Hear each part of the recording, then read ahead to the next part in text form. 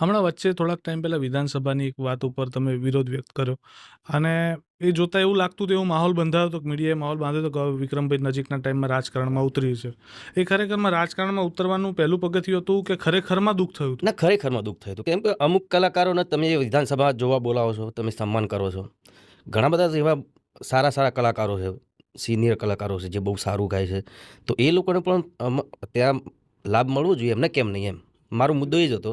મને બોલાયો ના બોલાયો એની વાત જ નથી. હું તો એ વખતે બી કીધું કે મને બોલાવો ના બોલાવો એનાથી મને કોઈ ફરક નહીં પડવાનો, પણ બીજા કલાકારો પણ તમારે બોલાવવો જોઈએ.